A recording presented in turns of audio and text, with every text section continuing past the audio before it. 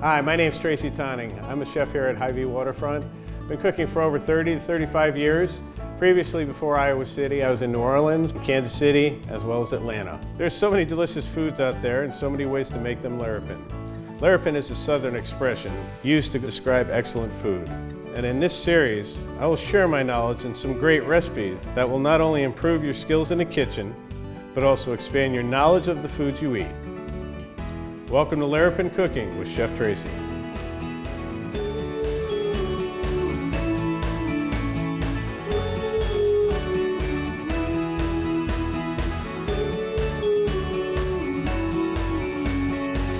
Hi, welcome to Larapin Cooking with Chef Tracy.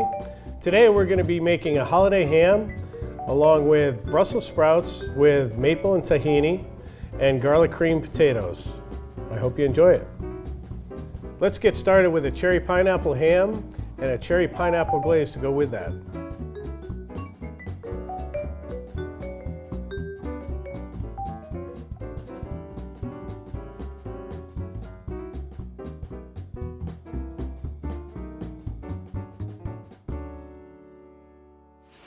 I like to flavor my ham. I'm using a shank ham flavored with cherries and pineapples. The first thing you'll want to do is to go ahead and score your ham. You could follow, on some hams you're going to have the score marks already from the netting, which makes it a little bit easier to go ahead and follow. So I'm just going to go ahead and take my paring knife and cut small slits, maybe 1/4 inch thick, and just follow those lines. It's okay if you get out of them. The reason why I'm doing this is to go ahead and get more flavor into the ham itself, and it looks a little bit more festive once it's cooked. You'll come back against it, so you're going to have little squares.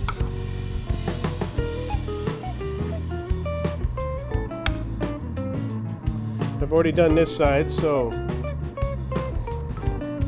keep on continuing around to this side. It doesn't have to be perfect, although the nice X's look good on it.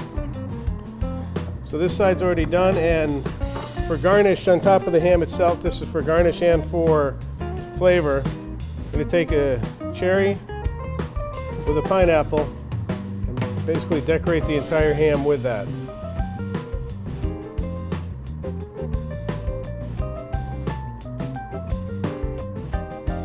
We'll repeat this till we finish up all the pineapple and cherry that we have. The sauce that we're going to be doing for this also contains cherry and pineapple, and people used to laugh at the sauce that I made. We did it a lot for some different meals that I did in the South. It was served to a lot of people that worked on some of the offshore oil rigs, and one of the gentlemen who was a chef on one of the rigs showed me how to make it, and we'll get into that next. So you have your ham decorated with your cherries and your pineapple. That's set, ready to go. And we want to go over to the sauce that I was discussing. It has the same ingredients, but just a little bit different. We have pineapple juice, brown sugar, the cherry juice from the cherries, as well as some cherry Coke. The reason for the Coca-Cola, it's just got a lot of sweetness, has a lot of sugar in it. And mix all those ingredients together, and I'm just heating them up to speed the process along a little bit. But you'll want to go ahead and pour this over top of your ham, and this will just start the seasoning process. Once you have that done, we're going to take the ham, we're going to put it in a 350-degree oven, say for about 1.5 hours to 2 hours till it's hot in the center, about 160 degrees. And then I'll show you what you're going to do with the sauce at the end of it.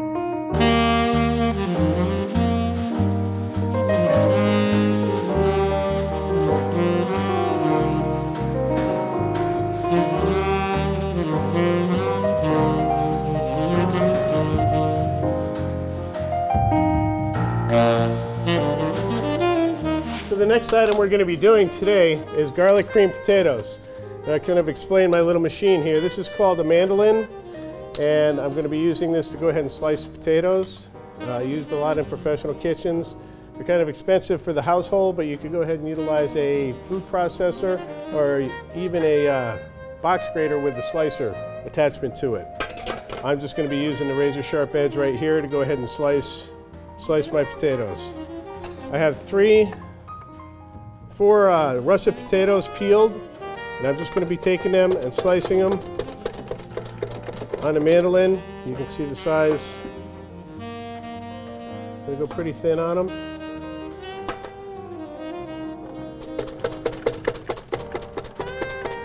You got to be careful when you get down to the bottom so you don't cut your hand open. When I get that close, I'm just going to put that in with the mix.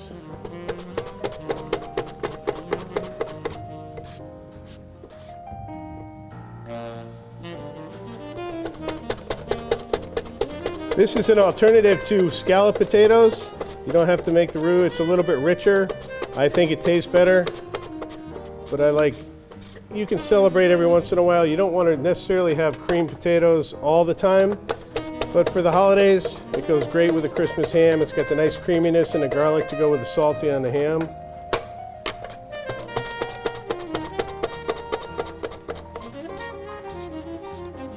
Potatoes are all sliced. Now I'm going to take heavy cream, mix this all in a bowl. Garlic. Depending on your love of garlic, you could put a lot more in if you'd like to. Some salt, and then some white pepper. You don't want to use the black pepper on this. It'll be, for the obvious reasons, you're going to see it, and you want to have a nice, just clean cream sauce to it. So give that a little mix. And we're going to pour that over top of our potatoes.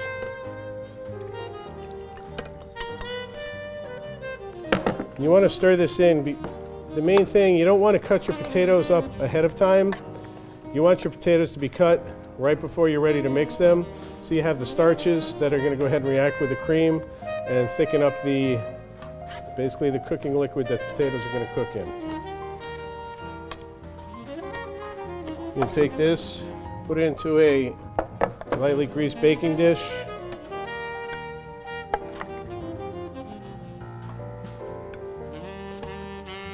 They don't all have to be lined up because they're all going to be cooked down anyways. But you want to fill up your baking dish as high as you can get it. And we're going to add the cream. You want to just barely top the potatoes.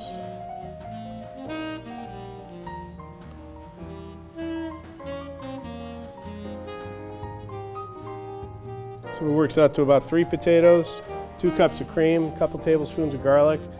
I'd say a teaspoon of white pepper and a couple teaspoons of iodized salt. I'm going to go ahead and push that down. And I'd recommend when you put this in the oven to have a pan underneath it. In case any of it does flow over, you won't have that mess in your oven. So we'll take it from here. We're going to go ahead and put it in right next to the ham. We'll cook that for about 1 hour.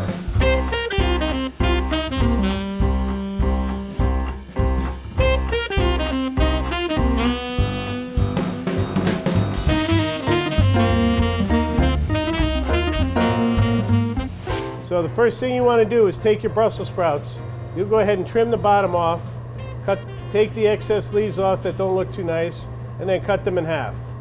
You want to blanch them until they're soft, and then shock them, which means putting them in some ice water to stop the cooking process, and then drain your water off. You could do that the day before and have them set, ready to go. And all the other items here, I'll explain as we go through them. We have some, we're going to start with some olive oil. My pan's a little bit warm to get started. And I have some very thin sliced shallots. You're not necessarily cooking these down, you just want to go ahead and warm them up so you still have a little bit of crisp. I have some almonds that I've already toasted. We have dried cranberries.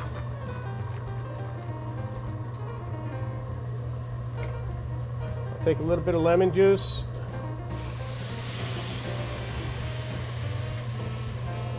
Then tahini. Tahini is a roasted sesame paste, a couple tablespoons of that. It's got a pretty strong flavor to it.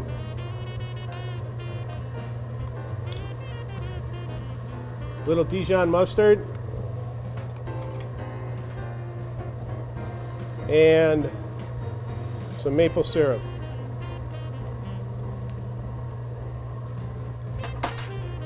You just want to mix them up. I'm going to put just a touch of cayenne pepper in there. You don't want too much, of course, because it is a little bit too hot. And then some salt. You want to heat all these ingredients up. With your blanched Brussels sprouts, just go ahead and put them into the mix. Turn your heat up.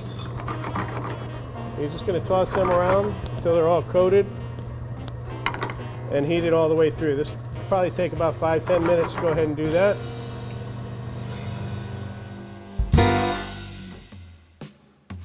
Now we're going to finish up the final preparations for this holiday ham meal. I've taken the potatoes out of the pan, stacked them up on the platter. We're going to go ahead and take our Brussels sprouts, lay them next to the potatoes. Get all that goodness out of there. Spread them out. And we're going to finish off our sauce.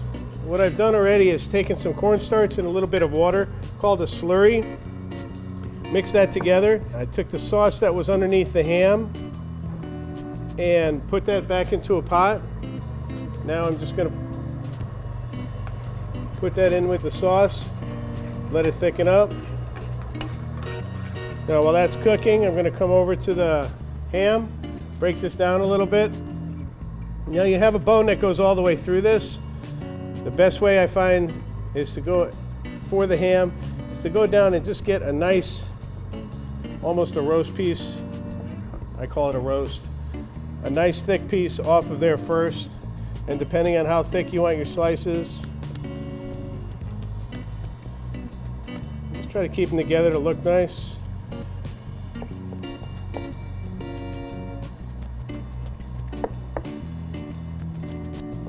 To me, the best part of the ham is the next couple days you get to have sandwiches, and I like the shank piece, whereas if you want to make bean soup, it's just about perfect. Scrape as much ham as you can off of the bone itself, and then use the bone to go ahead and make a nice, add it into your soup.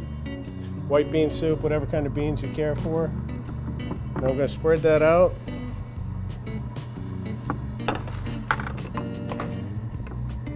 And line the cherries and the pineapples that you had on top of the ham on the other side.